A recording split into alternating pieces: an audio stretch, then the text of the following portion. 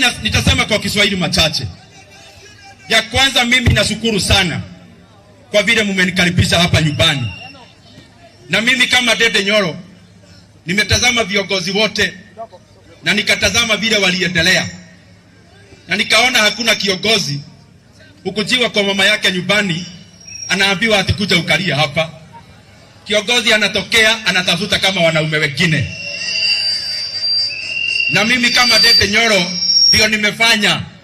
Hata mimi nasema, hata mimi kama Ndindi Nyoro natosha nikuwe party leader. Unanikubalisha? People's Party. Rake ajigwe People's Party. Rake tutokera reke People's Party. Harambe. Na tukifanya hilo jambo, mimi nataka nitagaze hapa. Adui yetu kama Kenya ni adui mara mbili.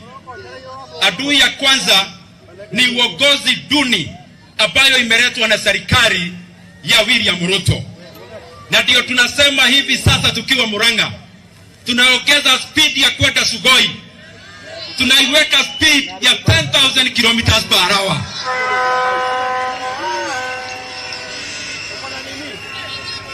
Jambo la pili, mimi nasema hivi kama Ndindi Nyoro, adui ingine ya Kenya ni ile mashida wa Kenya wanapitia.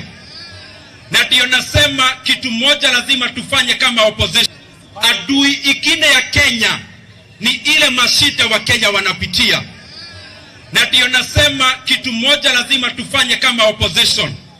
Ya kwanza ni kwamba lazima tubadilishe elimu ya watoto wa Kenya. Vile tumefanya Kiharo hapa, ya kwamba masomo hapa ni shilingi 500 per term.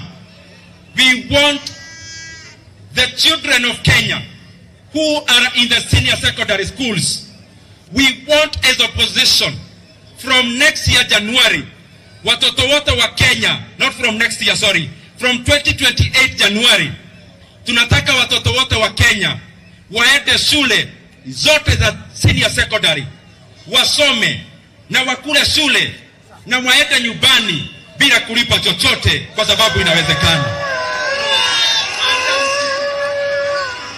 Na mimi nasema hiyo pesa